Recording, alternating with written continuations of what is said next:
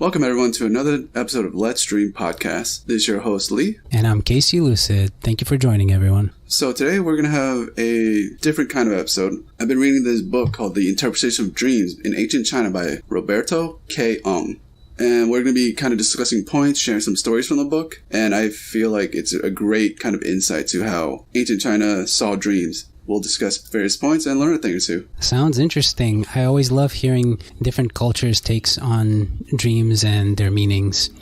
So that's a good find, Lee.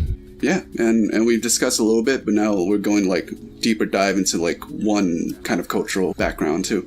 And just to preface, there's going to be quite a few very Chinese names, and it can get confusing, but I'll do my best to help you guys kind of make it more easier to digest. I'll do my best to help clarify the persons and the peoples and the terms as best I can.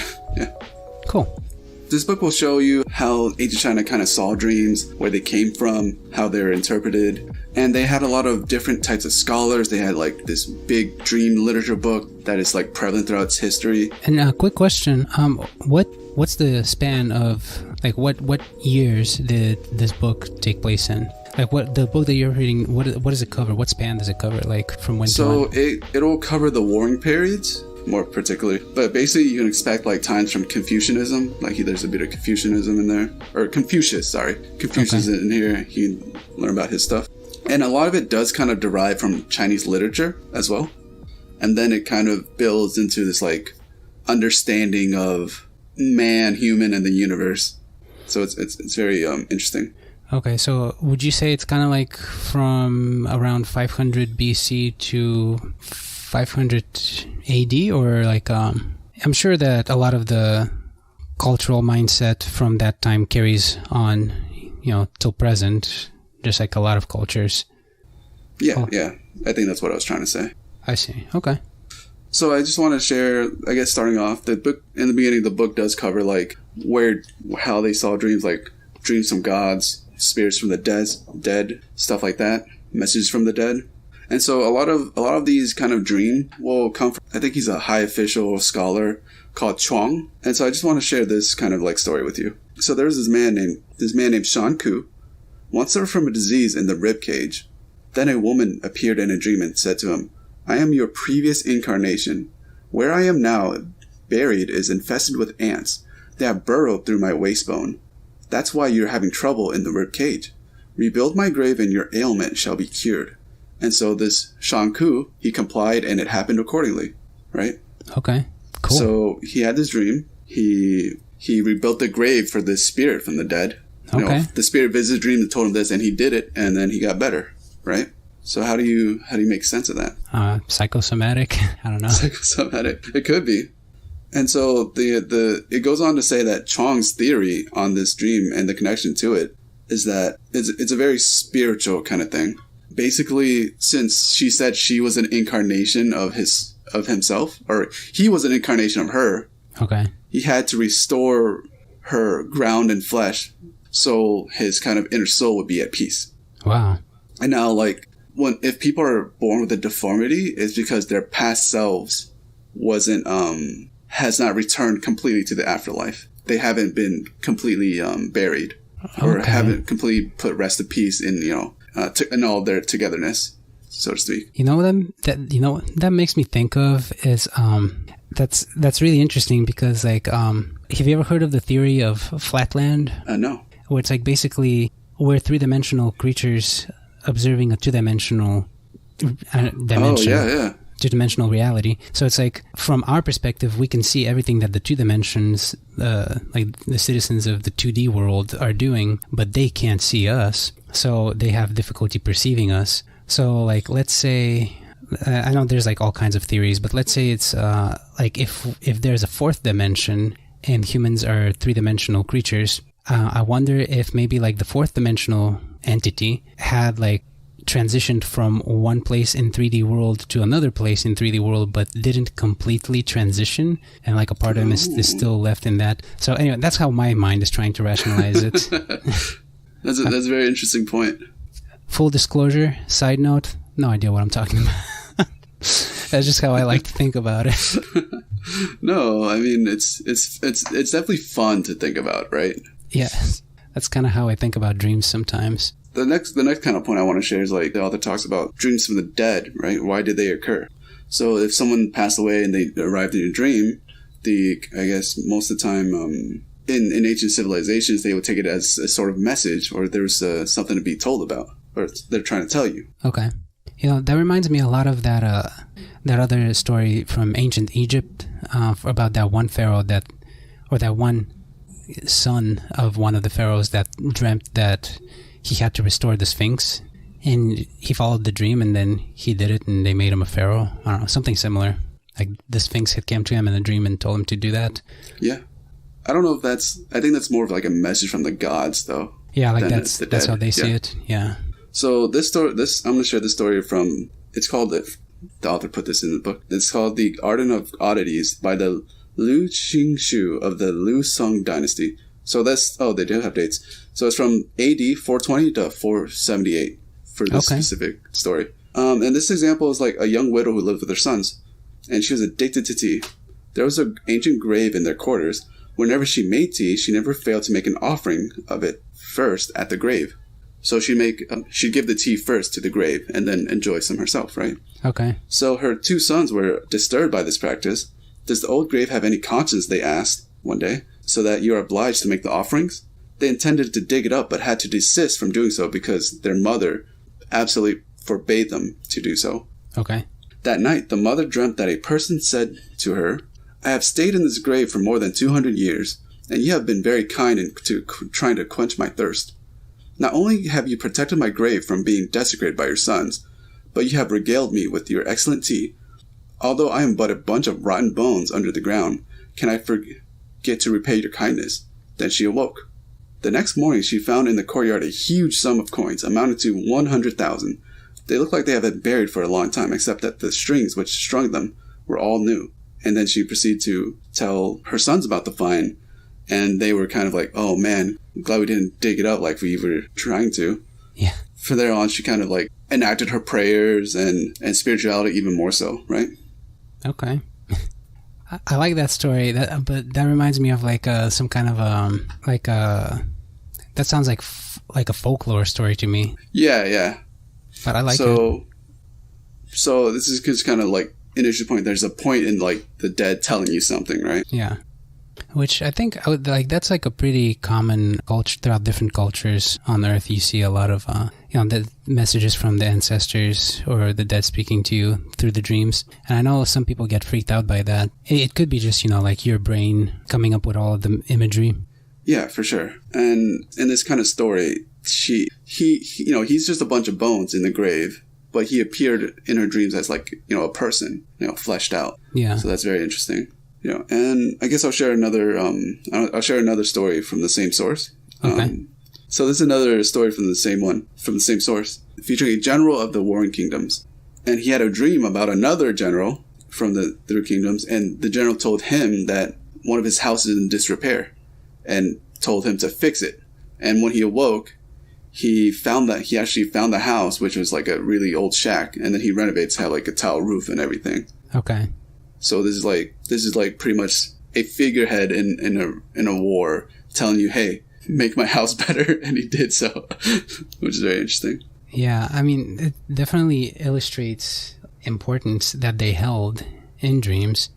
And some people might say, like, in today's world, there's not like in the modern world, we don't place as much of an importance on dreams, which I would say that it's probably not that we don't place importance on them. I would say that there's less attention placed on them, because I've definitely met a lot of people that are, kind of like impacted by their dreams. I've met multiple people throughout my life that have had like dreams that have had life-changing impact on them. It's just I don't think it's as popular nowadays. And so what the author was trying to illustrate with these examples of dreams, that what they saw is like whether it was someone from the dead, a grave, offering to a grave, or someone fixing up a house, they were able, like, they saw it as the dead able to solicit certain things from people who were alive. Okay. And they were able to like help improve and maintain certain conditions of either the grave or the house, certain things like that. Okay. Moving forward, what would the term dream incubation mean to you? It almost sounds like you're trying to, I don't know, grow a dream, like a dream story. You're trying to like, I don't know, develop it, nurture it. Yeah, absolutely, right? So there's an example he put in where, for in Egypt, there were temples dedicated to Serapis, the god of dreams. And people would go to these temples and just sleep. And they were managed by professional dream interpreters. And so people would sleep in it, start praying, fasting, sleeping in these temples, and trying to like induce a dream. Okay, that's pretty cool. Yeah, I'm surprised we didn't find that in our Egypt episode. Yeah. And ancient Greece had a similar kind of setup with certain temples dedicated to having dream interpreters and oracles and that too. So they had one in ancient China too, for a more specific example. The author says, the shrine is in Fujian province and was described from the Little Notes on Min by the Cho Ling Kung. Everyone knows about praying for dreams at the Nine Carps, which is the place, but not about the cave of the Immortals Gate, which presided by the lord of the deity, Chu Ho. It is located 20 leagues west of the Xinyu County. It stands on the cliffside and attains the height of 10 feet, and going in a zigzag fashion towards the west. One finds Taoist temples and Buddhist monasteries. Around the cave's entrance along the creek, boulders flank the banks in such a way that an avalanche of waterfalls consisting of more than 10 terraces is created. There are banks to come to an end, and it's more cultivated. The presence of fowl, dogs, mulberry trees, and the hemp crops mark it out as a distinct area. 5 li, which is a distance measure, beyond this point stands with a watershed which is already within the boundary of the Xinjiang County. The dreams produced at this site are as marvelously efficacious as those at Carp Lake.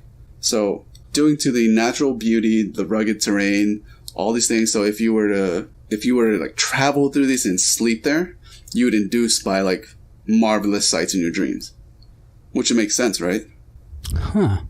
You know, that reminds me of that other book, the Tibetan Yogas of Dream and Sleep. So in it, Tenzin Rinpoche talks about how you should sleep a certain way, like facing a certain way in a certain position, like towards a certain direction for optimal sleep, which I always thought was weird. I've been putting into practice and this has been for months now. I've been doing it where I do like the 15-minute meditation before going to bed, and like the breathing that he talks about. And then for guys, for some reason, you're supposed to lay on your right side, and for women, they're supposed to lay on their left side. I don't know if it could very well just be psychosomatic, but I feel like whenever I go through the whole routine and then just sleep laying on my right side, I do feel like I sleep better than if I was to lay on my back or my left side. Yeah. So I think that's a similar practice into what like these people would do at these certain places. Like they would fast, and then they would sleep, and they would take in all these experiences just even going up to the location, you know? Yeah. And they would probably spend several days there and then have a dream and then talk with the dream interpreter about what it means to them, right? Okay. So I think it's fascinating. Like there are these specific places where you could go and do that. You know, in modern society, we actually don't. Like this practice is very much so lost. Yeah. You know, though, I will say for a fact, if I go like on a 3-day fast, because I like fasting every now and then, but when I'm fasting, like I just like sleep so well. Like sometimes I'll have dreams, but whenever I'm fasting, after I fast and then I sleep for like 7 or 8 hours, I'll wake up feeling like just like $1,000,000. Like sometimes I'll fast for 3 days just so I can have that extremely restful sleep. Do your dreams change any? Usually they're more vivid. Usually like whenever I'm fasting, I always feel like I don't know if that's just like because whenever I'm fasting, I feel like everything becomes like my sense of focus just gets bumped up a lot. Yeah. And I think that makes a lot of sense because you're kind of like organs and mind are kind of become more acutely aware of like what's happening in your body, right? Okay. Yeah, I could see that. So I think that would make sense, and especially like in the ancient times where they walked everywhere. Yeah. There's a lot more going on in their physiology, right?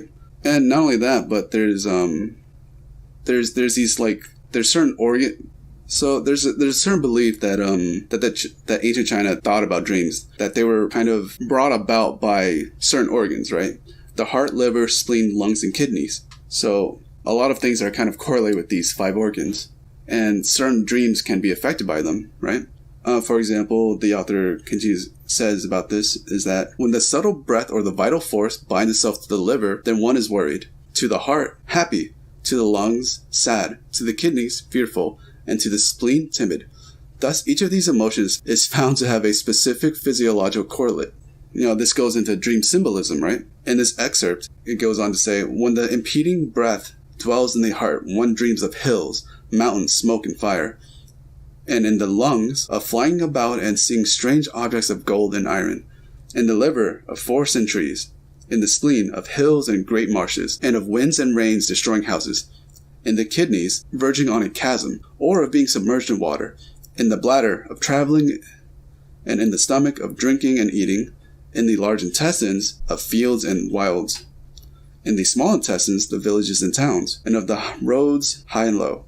In the gallbladder, of fights and litigations, and of the disemboweling oneself. And in the genitalia, of accepting or receiving. In the nape, of being beheaded. In the legs, of walking but not being able to move forward. And of the living in a caved-in place or a sunken garden.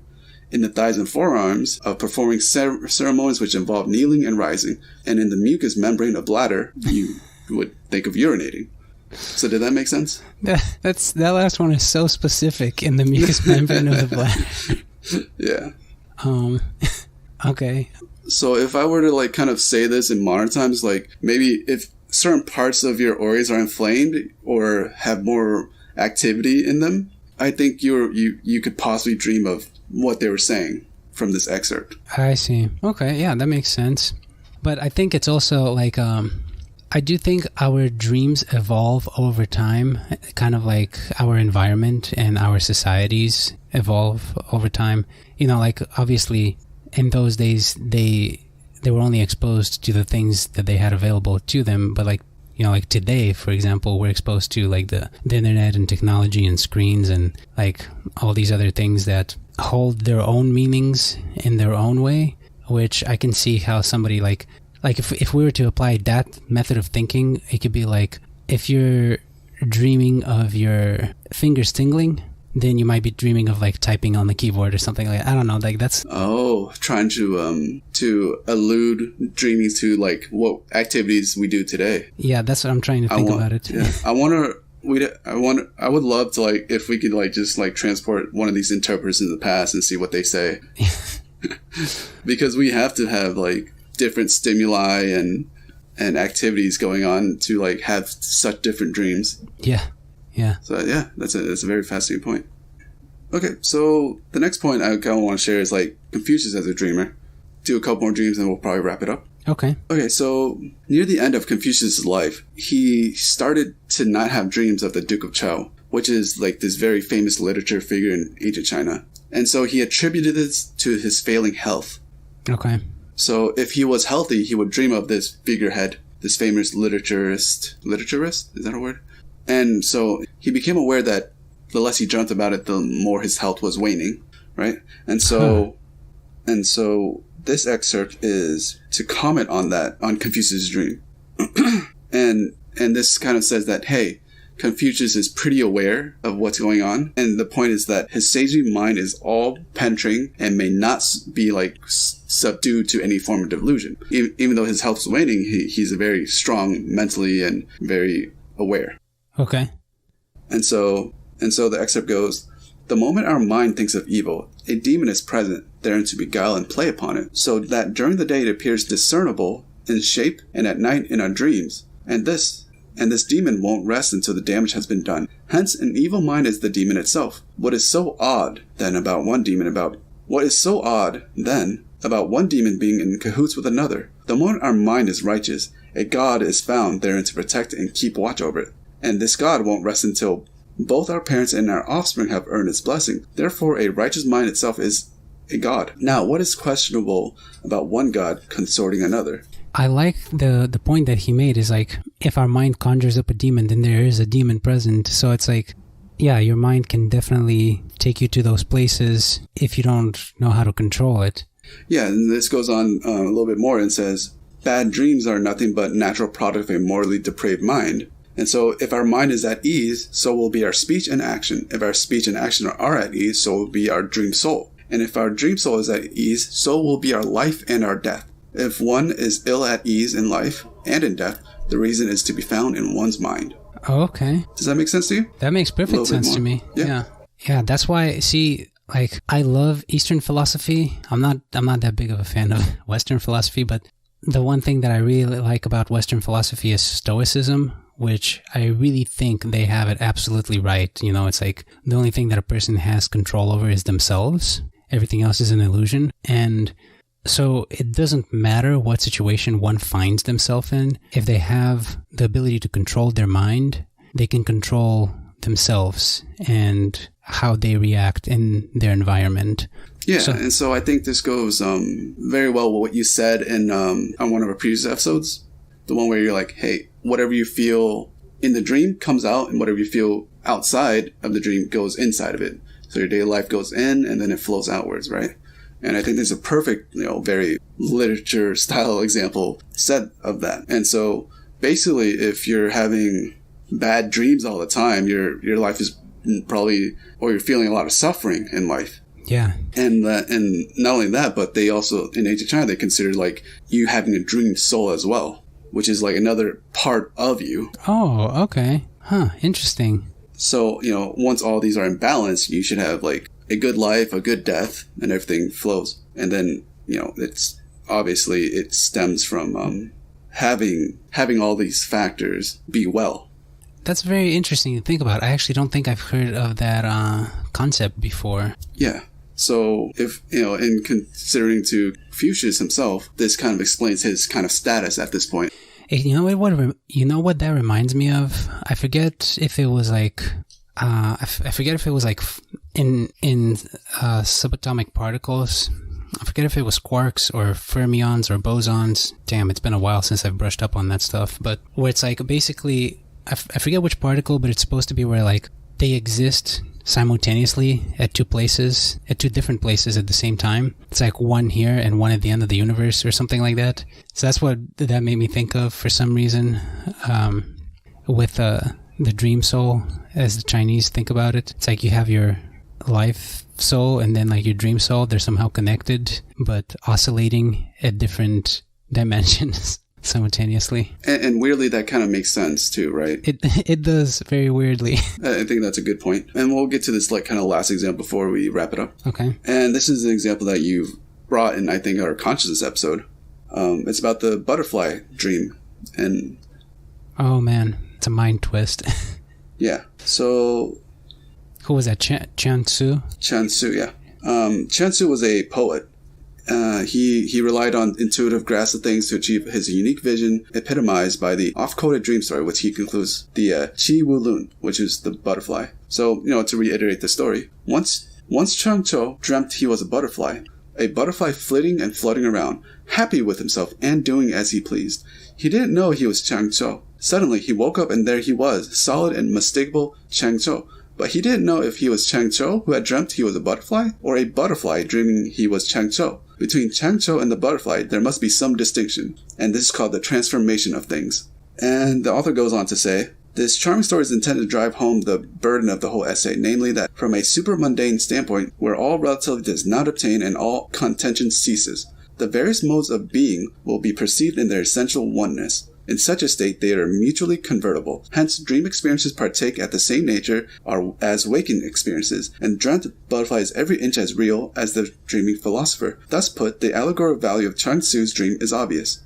Yeah, that's like a really heavy thing to try to convince people. Like, I think people.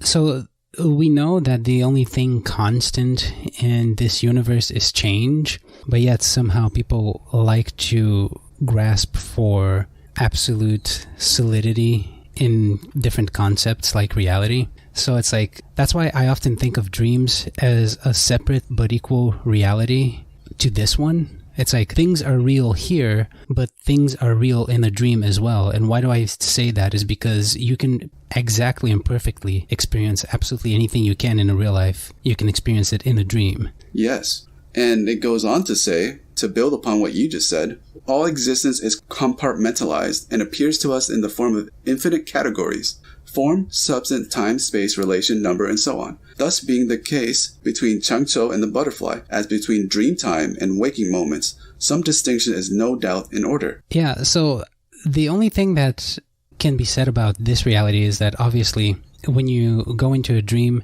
it's like it can be a different dream every single time, or it can be a sequence of, the same dream. Some people have recurring dreams that are the same dream. Or it can be a different dream, or it can be a similar dream that plays out differently every time. The only thing that's really, the only order that I would say that's significant to the waking life as opposed to the dream world is that there seems to be a lot more consistency in this world, even though it is constantly changing. So the rate of change, I would say, is slower here, but in dreams it can be like instantaneous.